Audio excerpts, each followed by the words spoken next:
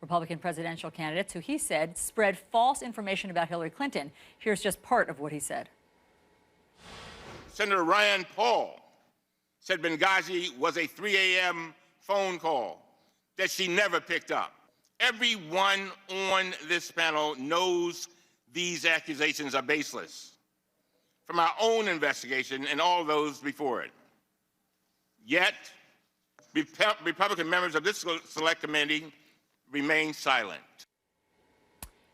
Republican presidential candidate Senator Rand Paul joins us now. We should mention he has a new book out, Our Presidents and Their Prayers, Proclamations of Faith by America's Leaders. Senator, thanks so much for being here. Thank you. Do you want to respond to Congressman Cummings? Well, you know, I think her 3 a.m. phone call was when Colonel Wood called and said, we're in danger of being overrun. We need to stay in Benghazi. And she was in charge of the State Department. She had them come home. And I think she left our ambassador defenseless. And that's an incredibly important question. And that was her 3 a.m. phone call. She advertised against President Obama, said he wouldn't know what to do in a 3 a.m. phone call. I don't think she did know what to do. Do you feel that that was addressed yesterday? A little bit. I mean, there was some discussion of it, but to me, it's always been the most important thing is for 9 months leading up to the assassination in Benghazi, there were multiple requests, not one or two. She says they didn't come to her. Dozens of requests. She says she didn't see them. As the Secretary of State, that those are handled at a lower level. I know, but she's in charge. She was a Secretary of State. She's in charge of all of that. When you're President of the United States, there are a lot of people that work for you. But ultimately, if we go to war, or we have a disaster in war, the President is to blame. The President does deserve both credit and blame because they're in charge. You know what's interesting about this conversation is that it mirrors the same one that some people like Donald Trump are having about George W. Bush during 9/11. How much responsibility do presidents or secretaries of state bear for a surprise terror attack? Do you see these as parallel? Is George W. Bush responsible for 9/11 in the same way? Well, I think ultimately we have to start with the terrorists are responsible. Of course. And then once we get beyond that, there are some parallels. You know, we looked at very extensively 9/11, what led up to 9/11. And to me, what was always the biggest mistake is we caught the 20th hijacker a month in advance of 9/11. We didn't do anything about it. So ultimately, yes, the FBI made some mistakes. And did George W. Bush? Well, ultimately, he is responsible for the FBI and for all of government. But some of it bleeds over into Bill Clinton as well. So there's a lot of blame to go around for these things. I think in this case, specifically requests were made for more security, and they were denied, and that is on Hillary Clinton's watch.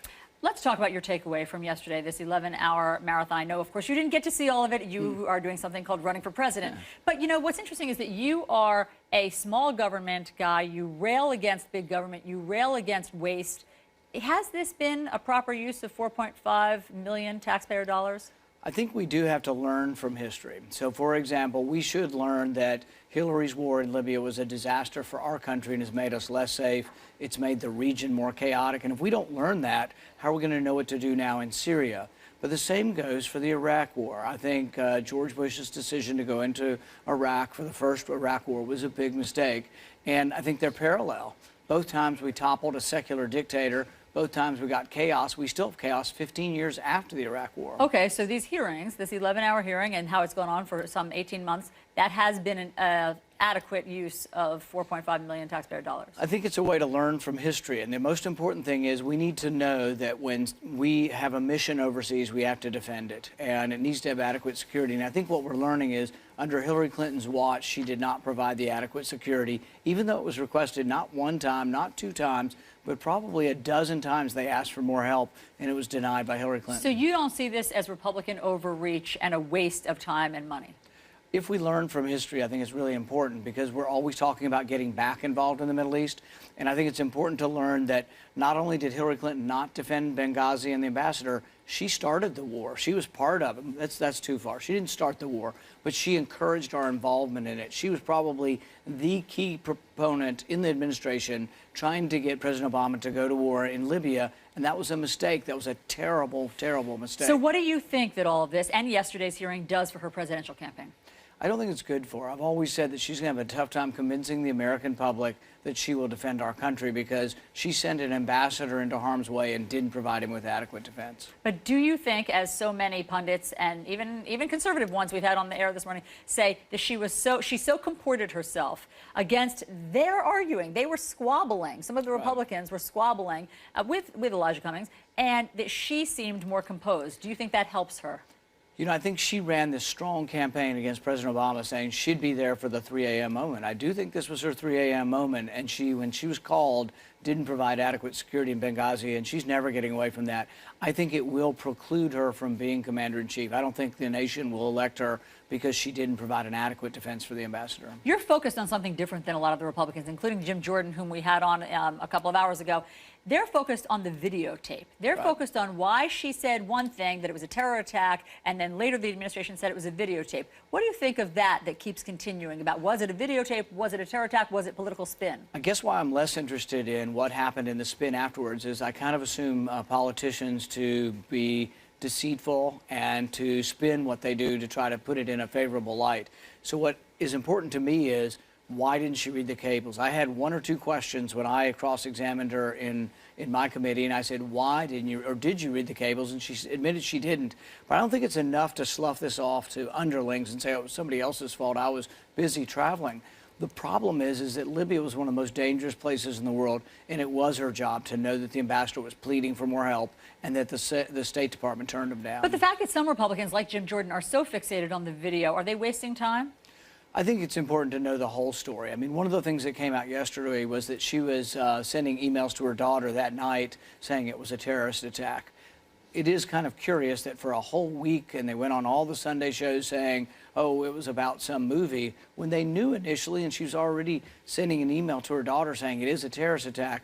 Did someone decide, and let's have a concerted pushback to say this wasn't terrorism? I know one of the things that you've wondered about in terms of this whole Benghazi thing was why Ambassador Chris Stevens was even in Benghazi. She addressed that yesterday. She said that he went because he wanted to do some reconnaissance. He wanted to get some information out of an insurgency that was happening there. Does that adequately answer your question? My question has always been is, what is the CIA annex doing there? Now, she claimed yesterday in her testimony that the CIA annex had nothing to do with providing arms into Syria. This is very important.